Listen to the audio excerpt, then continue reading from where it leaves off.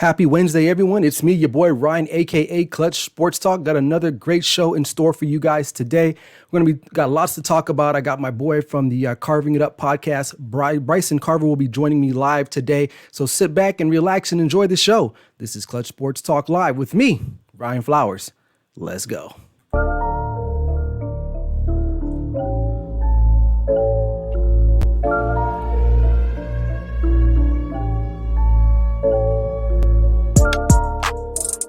Clutch Sports Talk with Ryan Flowers is presented by All Pro Digital Sports, the future in sports media content.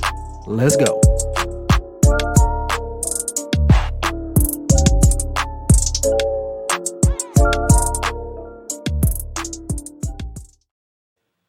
Welcome in, everyone. Happy Wednesday again. Hope you guys are doing all right. It's me, your boy Ryan, aka Clutch Sports Talk, with another live edition of Clutch Sports Talk. Man, it's almost Christmas. Holiday season is around. Everyone's got their lights up. Everything is exciting right now. Hope you guys are staying safe and getting ready for the season. Before I get the show started, make sure you guys hit me up on Instagram at clutch.sports.talk. Please subscribe to me on YouTube by searching Clutch Sports Talk and hit that notification bell so that way you know anytime I post anything new or go live. Other than that, man, you guys can hit me on Twitter at Clutch_Talk and as well as Facebook at Ryan Flowers. So, man, lots to talk about today. Like I said at the top of the show here, my friend Byson Carver will be joining me. He is the host of the Carving It Up podcast, so I see him in the green room. He'll be waiting patiently. He'll join me live later on. We'll break down the Ravens Cleveland Brown game, and we'll talk a little bit about Lamar Jackson and the future of the Cleveland Browns. So before I get kind of going any further, I want to get started with the show. Something that was voted on or passed yesterday, I guess going into today. The Major League Baseball reclassifies the Negro League as a major leagues. What does that mean? And what does that mean moving forward?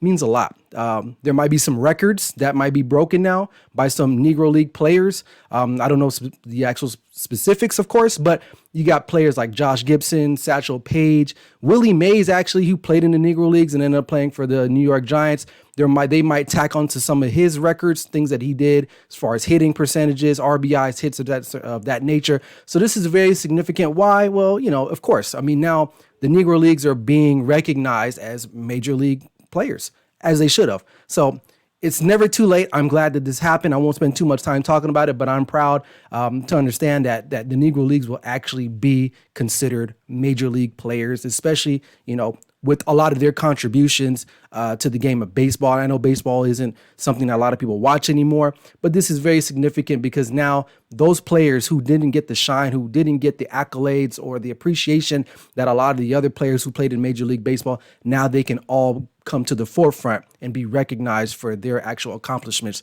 during their time. And let's just be real. A lot of these guys were very capable of playing in Major League Baseball back in those days, but obviously, we know this the social climate in this country back then. They weren't allowed. Very select few, obviously, like what is his name now? Jackie Robinson. Guys like that were able to break the color barrier. But there was plenty of other guys that had the same type of ability, if not better than Jackie Robinson, weren't allowed. So this is really big news.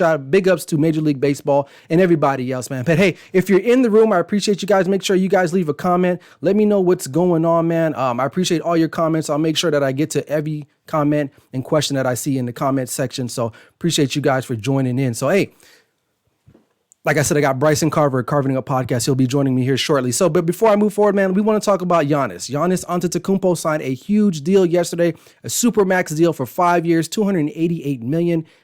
He's going to be a buck. He's going to be a buck for the foreseeable future. What does that mean? Does it mean they're going to be championship contenders? I highly doubt it. And here's why. I'll say this. Most players, and I'm not mad at this, you got to take the money. Now, a lot of guys will come out and say, I'm doing it for the city. I'm doing it for my team, and I want to win championships. Okay, well, let's just be honest, Giannis. That kind of raps. Let's be honest, Giannis. You're not winning in Milwaukee, dude. You're just not. No one wants to go and play in Milwaukee. You're not going to attract any type of free agents. And honestly, I'm not mad that you took the money. Secure the bag while you can. You're young. You're still relatively healthy. You have the future in front of you. You just had a baby, I think. You have a young family.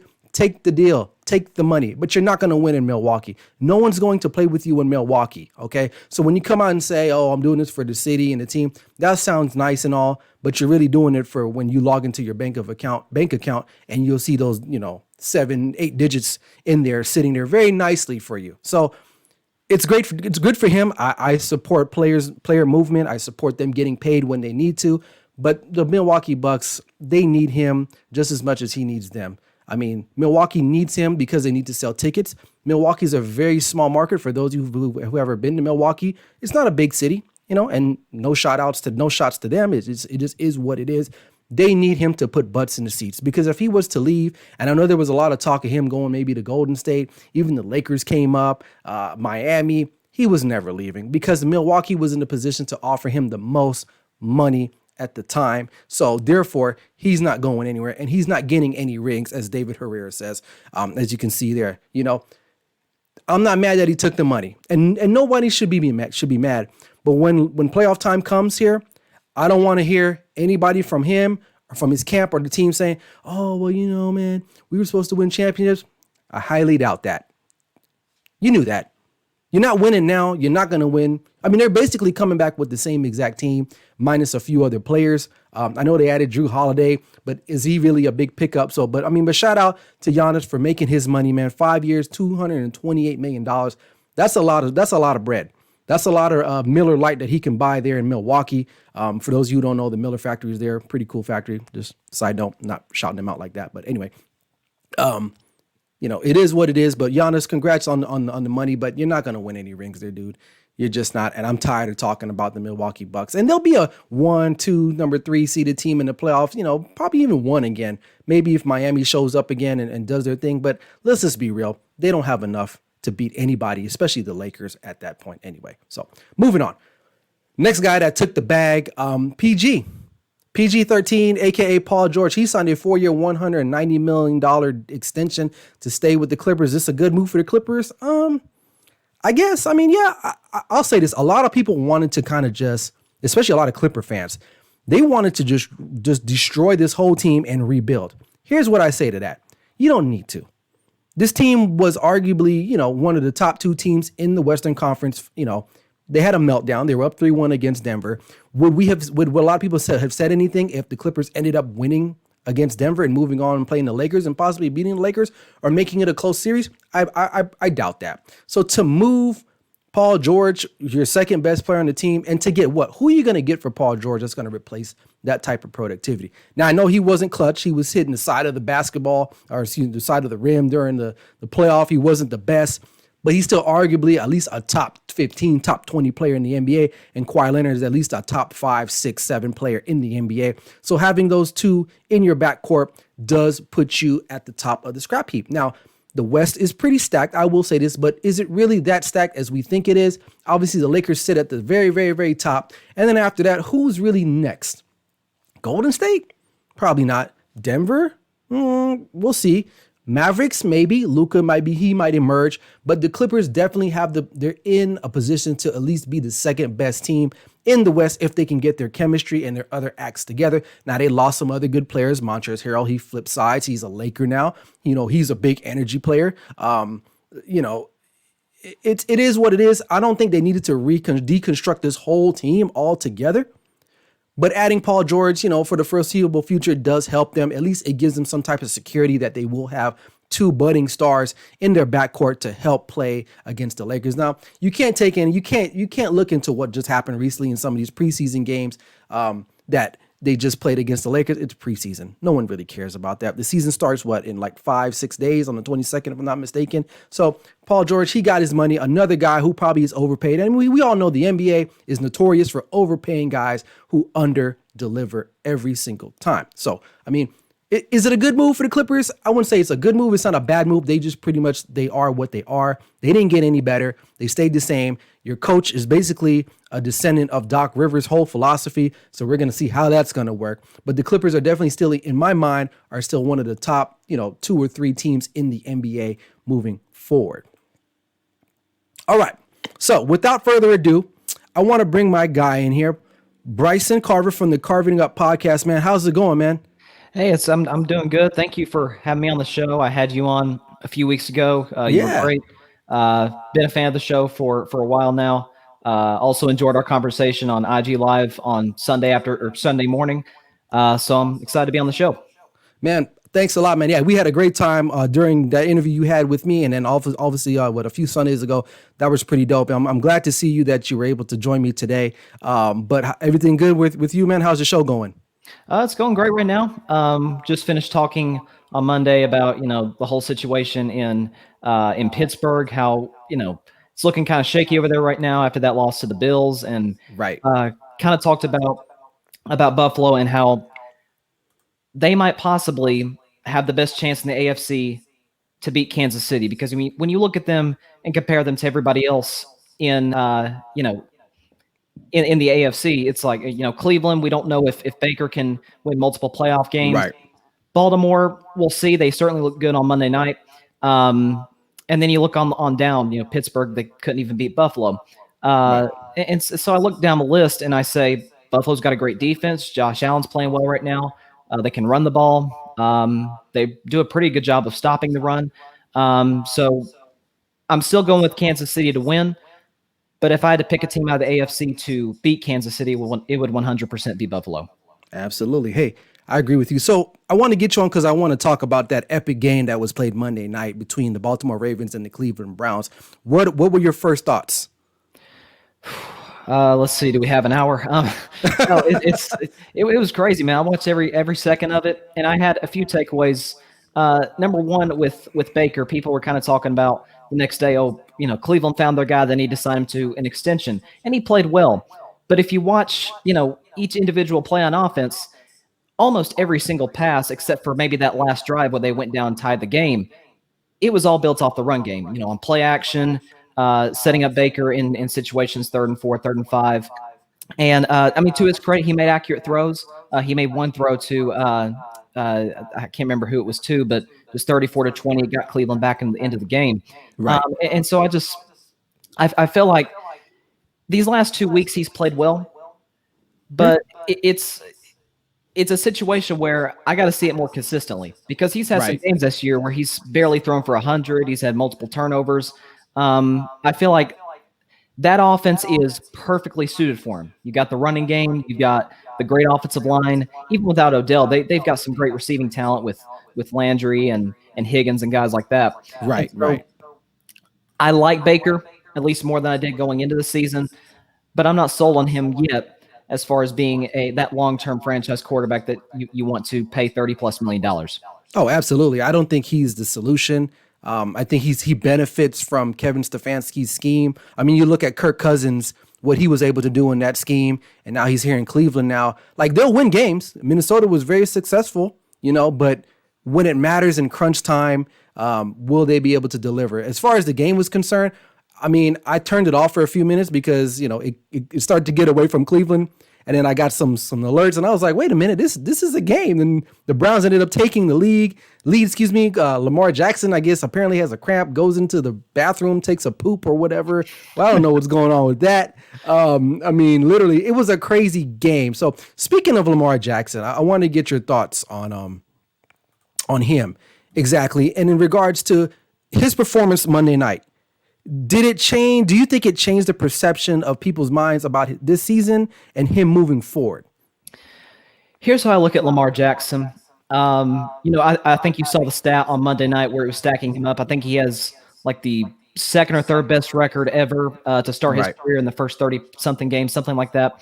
And the way I look at it is, we've had quarterbacks in this league that's won games. Mark Sanchez got to 2 straight AFC championship games. Absolutely. You're right. Tim Tebow won games. I think what you're seeing with Lamar, though, is you're seeing a different type of quarterback that can win games. There's quarterbacks like Tom Brady, Jared Goff that are kind of stand still in the pocket. Goff can move a little bit, but he's not Russell Wilson or Kyler. I think we see, obviously, Lamar's the best running quarterback in the league. You could argue for Kyler, but similar to Baker, it's a situation where you have an offense, you have a coach in John Harbaugh that suits the offense to Lamar's strengths, that creates that offense to Lamar Jackson's strengths. And I'll tell you, it is fun to watch. And, to watch him come back into that game to make one of the bigger throws of his career on fourth It down. was a good throw. Coming out of the locker room. And then after Cleveland scores, it looks like, maybe this thing's going to go to overtime. Maybe the Browns get a stop. Who knows? And he just goes right down the field and puts him in position to win the game with the field goal. I think he's starting to prove that, maybe he's not Patrick Mahomes, which newsflash. A lot of people aren't. Yeah, exactly. But can he win you games consistently? Yes. The one knock, though, is can he win the playoff game? Right. That's what I'm waiting on. And I listen to radio. I listen to, I watch ESPN and Fox Sports. And a lot of guys are really high on him. I'm not saying he's trash. He's not garbage. He is unique. But he's not the first running quarterback that we've ever seen. But we can all agree on one thing, is that we've seen running quarterbacks come and go, and they all kind of fall out of favor the same exact way. So I don't want to downplay the kid, because I think he's a phenomenal talent, but I do want to see him get over the hill and win that one playoff game. Do you think in the next 2 to 3 years we'll consider him or praise him as high as like a Patrick Mahomes, because they're kind of not the same draft class, but they're relatively close in age and when they were drafted? What are your thoughts on that? I think it all comes down to whether he continues to build, if he continues to get better throwing the ball in the offseason. He seems to me like a guy who's a really hard worker, a guy who loves football.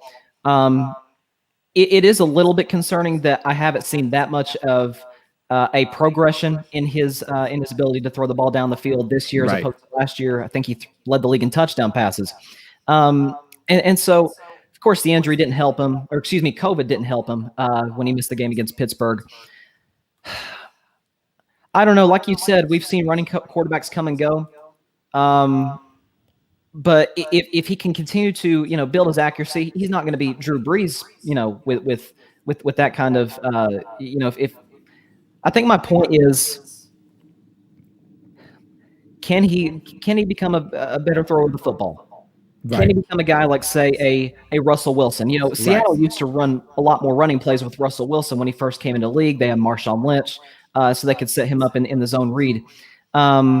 And over time, you saw Russell Wilson get better and better and better.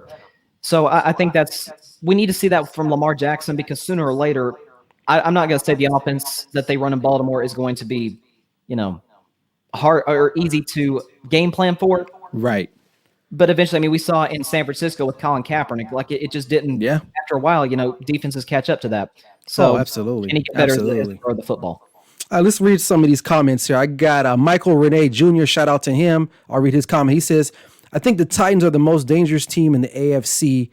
They could face Kansas City again. What are your thoughts on that? And then I'm going to read another one here in a second.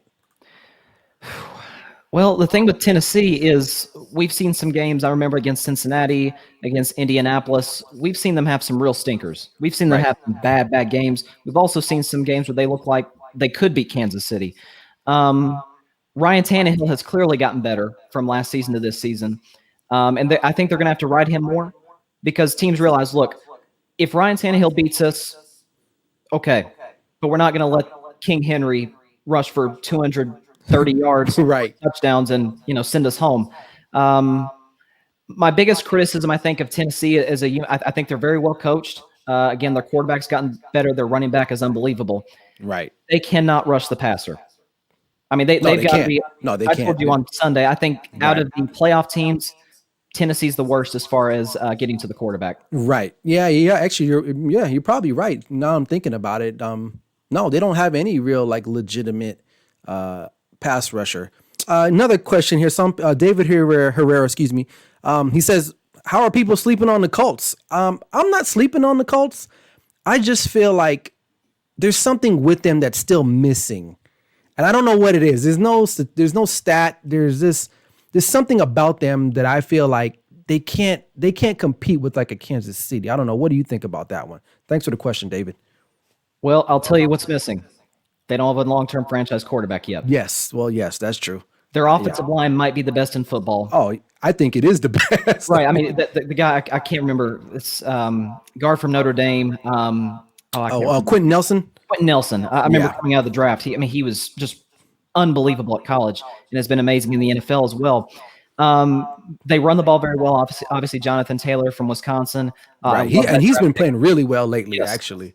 He's been picking it up. They've got a great defense. Darius Leonard is one of the better linebackers in the league. They have a pretty underrated pass rush, in my opinion. Secondary's pretty good. But if you don't have a guy that can put a team on his back, Right. and if the running Yeah. game's not working, because look, if we get the old Phillip Rivers, at his best, Right. Oh, they yeah. can maybe win some playoff Maybe. games. But if we get him at his worst, it could get really, really ugly. No, I agree with you on that. And I like Philly Riv. I mean, but you're right. He hasn't really won like a really. Oh, I think he had, did he? I mean, I think he's had some pretty notable playoff games, but he's older now. Like you said, you're going to be playing against teams with really good pass rushes. He's not the most mobile guy, obviously. He needs an Uber to maneuver in the pocket because he can't move that much. So I like the Colts, but if they were able to land themselves like like a Carson Wentz, maybe they trade for him. I know that could be a rumor out there. I can see the Colts actually maybe trying to do something next season. But as far as this year, and David writes, he says veteran quarterback and Phillips and Hilton connection is on point. Yeah, that's a great connection, but is it enough to carry you against a Kansas City? Because to play Kansas City, guess what? You're going to have to score 28 plus points. And I don't think that's feasible for Indianapolis to slow down Kansas City that much, especially when Kansas City decides to turn it on. But appreciate all the questions there. So moving forward here's my next thing I want to kind of get your perception on. Are the Browns better off without OBJ? This is a tough one because Baker has looked better in some of the games since Odell unfortunately got hurt. Yeah, I think he has. Here's what Odell needs. I think if you have I don't want to consider Odell a diva receiver. I wouldn't put him in that category at all. Right. But if you have a guy that like needs the ball, is constantly calling for more and more targets, that could really stunt the growth of a young quarterback like a Baker Mayfield. Right. And so I feel like maybe next offseason, a team that I could see trading for Odell is possibly Tampa Bay, because so far, really? Yes, because the AB thing hasn't really worked the way we thought it could. Right. And so you got a veteran quarterback in Tom Brady. The whole league respects him.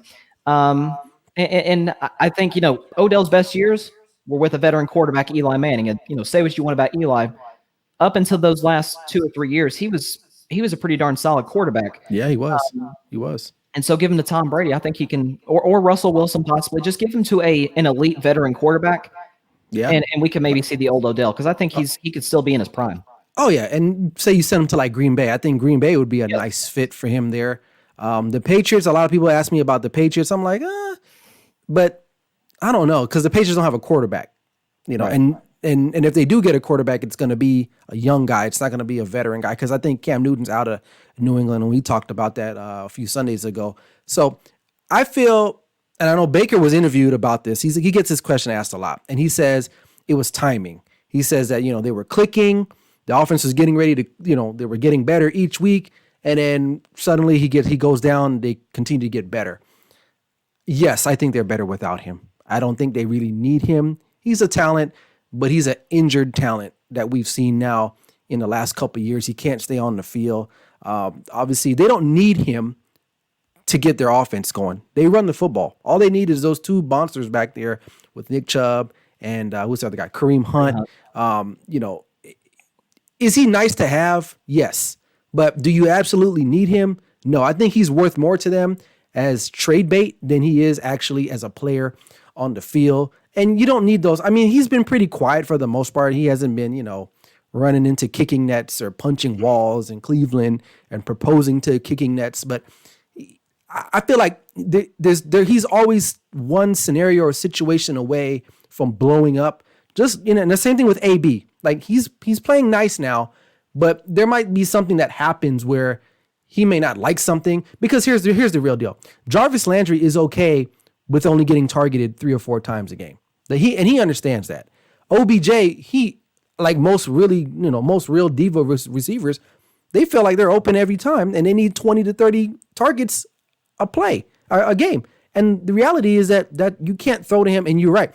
Baker, it seems like he was trying to force him the ball a lot earlier on.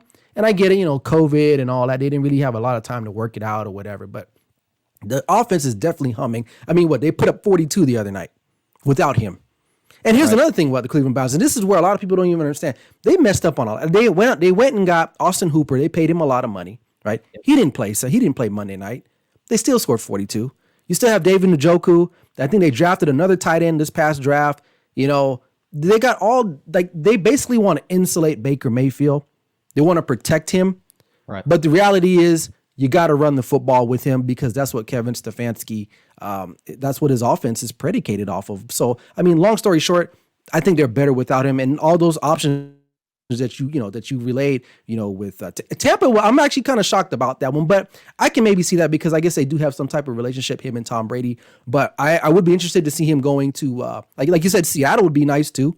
Seattle for sure. But you're right. He does need to be with a veteran quarterback. I mean, for sure. And I think one final point about diva receivers, we're kind of starting to see those kind of guys fade away. Devontae Adams, one can make an argument that he's the best receiver in football. He's a pretty quiet guy. Michael Thomas, I know he's had a little bit of a down year, but he's one of the better receivers in football. Pretty quiet guy. Right. Julio Jones. Right. I don't know. You don't hear anything about him. Julio Jones, right? Yeah, no, you're right. And so if you have guys that aren't high drama, guys like I think Antonio Brown's like a whole different story from Odell because he's had all kinds of issues. So like I said, I think increasingly teams are saying, okay, we don't have to give huge contracts to these guys. Right.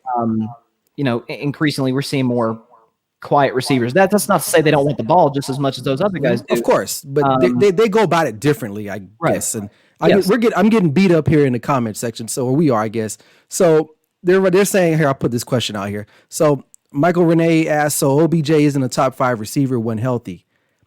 I don't honestly top 5. Well, in his prime, he was his prime, not anymore. I don't think anymore.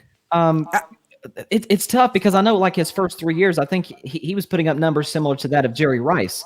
And then 2017, he had the ankle injury. I don't even remember Odell in 2018. No, me neither. Right. And then this year, excuse me, he tore his ACL. Right. So yeah, because he doesn't want to be in Cleveland. Let's just be real. He don't want to be in Cleveland. No. Hell, nobody wants to be in Cleveland. and me as a Cowboys fan, David Herrera asked me, would I take him on the Cowboys? No, because we're a circus already as it is. I don't need another ringleader. Jerry Jones is the ultimate ringleader. I don't need another guy in there. So, but back to Michael Renee's question, is he top 5? I mean, no, I think there's a lot of other young, talented wide receivers who are less injury prone, that have probably, off the top of your head, I'm just going to name 5 guys. Julio Jones is up there for sure. Stephon Diggs, he's really emerged. Devontae Adams, DeAndre Hopkins. That's 4, right? And maybe you can put Julio in there because he's another injury prone type of player too. Yeah. But I'd rather deal with him than I would with OBJ. So those are 5 receivers right there. Now we're not even including DK Metcalf, who's kind of stepping up his game, T.Y. Hilton, Michael Thomas. There's so many other guys out there. Adam Thielen, Mike Evans. Yep. So in his prime, I agree. Yes, OBJ was one of the most talented, terrific wide receivers in this league. Honestly, for me, his downfall was that Sunday night game against us when he made that catch. Yeah. And I'll say this because ever since then, I think he's been trying to live up to that catch and has never been able to kind of come back to that success. And after that, he started getting hurt, all these altercations, things of that nature. So, but I mean, is he a top 5? Not anymore. He's top. Hell, is he even top 10? You think he's top 10? At his best, I would say he's probably a top 10 receiver when he's healthy. And he's healthy. I think right. I think one thing it's you kind of alluded to it there for a second is one Sunday night game before Thanksgiving against America's team can kind of do that to you. Yeah. So not to discredit him, but if that were a 1:00 game against the New York Jets, would we really be talking about it? Right. No, probably not. Because I've seen. That was a great catch, but I've seen other catches that are pretty good. And and someone wrote, not in his prime. He's only 28. That's pretty old. You're getting up there. Once you start getting close to 30, and he's coming off of this is a major injury. Right. he's not the same dude anymore. Like I mean, if I was a team that needed some type of jolt, like a Seattle, like you said, or even Tampa Bay, yeah, maybe you take a flyer on him because he might be cheaper. He understands his role now. He's not that dude. I'm not saying he's garbage. I mean, I think people are hitting. I mean, they're kind of making it feel like we're bashing him. I don't think we're bashing him. I think we're being real. I mean, the fact of the matter is that he hasn't been available to play in a lot of these games in the last couple of years.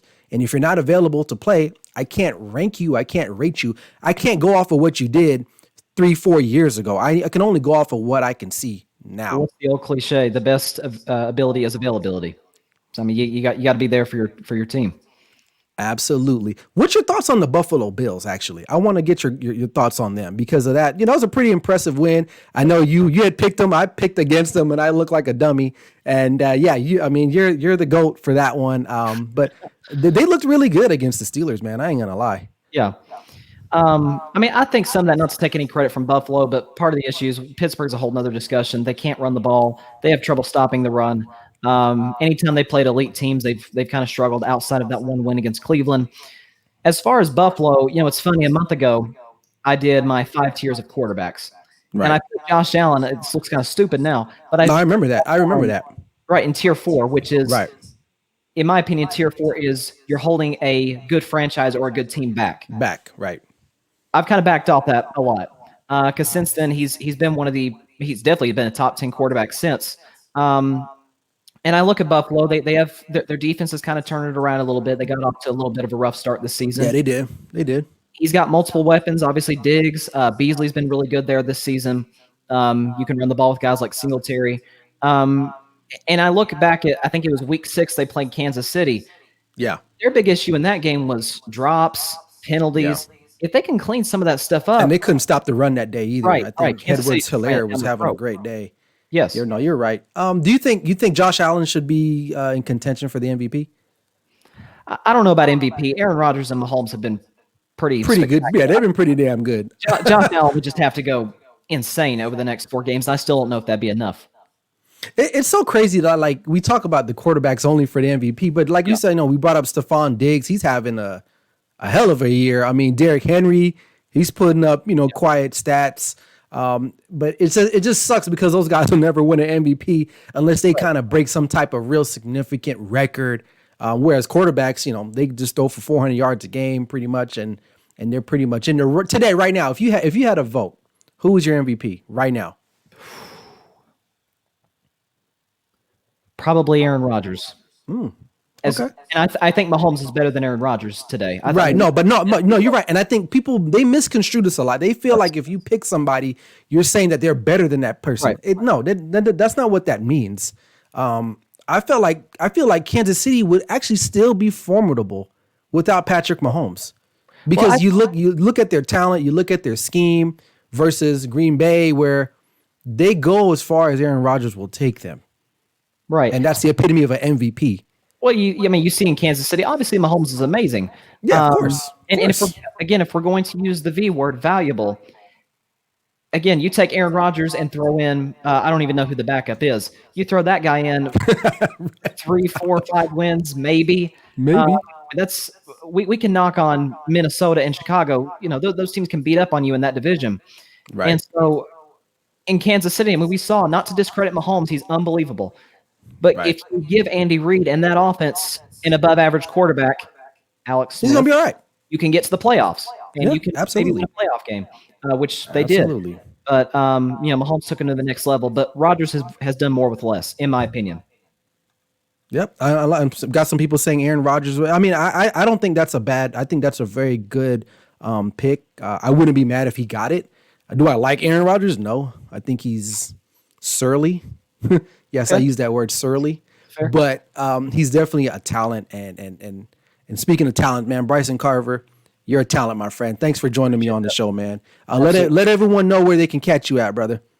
All right, so my show is Monday and Friday at 6 p.m. Eastern, where you live, 3 p.m. Pacific. Apple Podcasts, Spotify, iHeartRadio, and Google Podcasts, and pretty much wherever else you listen to your podcasts. You can also follow my Instagram at Carving It Up Podcast. So Check the show out. Looking forward to Friday's show. Probably going to be discussing Thursday night football and things of that nature. Cool, man. Well, appreciate you coming on, man. Stay safe, and we'll do this again soon. Absolutely. Take care, man. All right, man. Take care. Bye. All right, man. That was Byson Carver. Really good dude. I'm meeting a lot of good people on Instagram, man, since I've embarked on this whole podcast thing with Instagram and Twitter and just social media overall, man. Even Facebook, I got guys out here like David Herrera, he's a good, really great supporter. So appreciate him. Michael Renee Jr., thanks for dropping some comments. Keep leaving those comments in here, man. One last thing before I get out here, I want to kind of break down the game tomorrow, the Raiders and Chargers. So put this up on your screen here. So tomorrow we got the week 15 starts off with the Raiders, Las Vegas Raiders. They're at home against the LA Chargers. The Raiders are 7-6. The Chargers are coming off a pretty good win against the Atlanta Falcons. A close win. They're 4-9. Raiders are their favorite, -3. Obviously, Chargers are +3. As you can see here, here's just a few stats to kind of get you understood and see what you guys might be thinking in regards to picking a game or betting. We'll start over here on the left here. We got the road offense. The Chargers are this is all rankings in the columns here. Chargers are ranked 21st in total scoring on the road. At home, obviously the Raiders are top 10 total points. And the Raiders offense has been really good. Their problem is the damn defense. The defense sucks. Passing yards, Chargers are pretty, they're pretty much in the middle of the pack as far as passing yards. The Raiders again top 10. Rushing yards, both teams are kind of middle of the pack. Time on the field, 21st. So I mean the Chargers will be, 3 and outs, a lot of 3 and outs. They don't spend a lot of time possessing the ball. And the Raiders are top four at home when possessing the football. Number of plays, Chargers are number 2. Raiders are number 6. I mean, here's the other stats that you guys can see. But the biggest one to me, the biggest stat on here on this one here on the left is the yards per play. The Chargers are not ranked very high yards per play on the road as far as their offense is concerned. Las Vegas is top 15. Then you look at the defenses. I mean, they're pretty atrocious on both sides. This is good. That's why this game is really close, and the line will probably even drop a little further. But right now, as you can see, I mean, total score, the Raiders are giving up a lot of points in the last couple of weeks. I mean, they got destroyed last week against the Colts. They gave up a bunch to the Jets. They got just ridden out by the Atlanta Falcons a few weeks ago. Their secondary is young, and it's showing they're struggling. They're 31st in total passing yards given up. Rushing defense is not bad. The Chargers will try to come out and rush the ball. They need to. And their defense is actually not bad. Time on defense, they're not out there very long. They're 5th in number of plays in yards per play. But here's the factor. They're 32nd in yards per play. So they're giving up, which is interesting because the Chargers are 23rd ranked in yards per play. And the Raiders defense at home is 32nd. So interesting stats. I don't know who's going to win that game. But if I have to pick, I like the Raiders at home. Even though I haven't liked how their defense has been playing. But again, the Chargers actually almost blew that game the other night against the Falcons. If Matt Ryan didn't throw those 2 picks at the end of the game, the one at the end of the fourth quarter and then one in overtime, the Chargers probably ended up losing that game. So Anthony Lynn, he's pretty much his days there are pretty marked. So we'll have to see. We'll have to definitely see what's going on with them. But if I had to pick, I think I do like the Raiders at home. I think the game will be close. Will they cover? Yeah, I think they'll cover. They'll be 8-6, and Raider fans will be coming out of the woodwork saying they're the greatest team alive. And we all know that's not the case because I've pretty much given up on the Raiders. Even though I'm picking them to win tomorrow night. It should be an exciting game. It's a divisional game. Both teams were from Southern California, or both. Yeah, I guess at one point they were both from Southern California. But I do like the Raiders tomorrow in that game. So, but other than that, hope you guys had a great time, man. It was a great time for me. Thanks for everyone that's been in the comment section. Appreciate the support, man. Hey, guess what? I hit 600 followers on Instagram.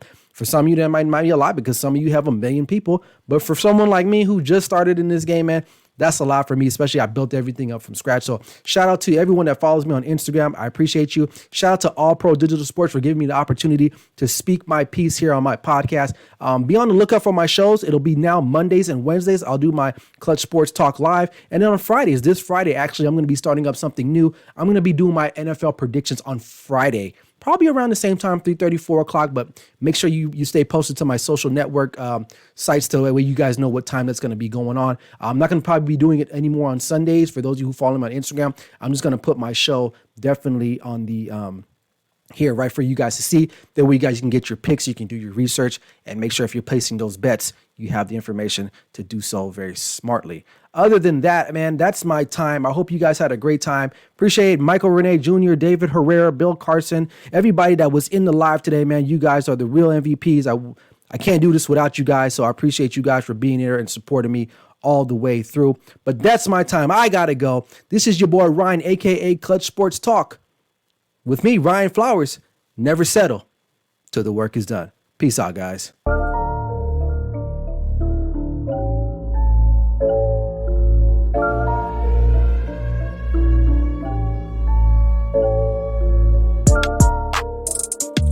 Clutch Sports Talk Live with Ryan Flowers is presented by All Pro Digital Sports, the future in sports media content. Let's go.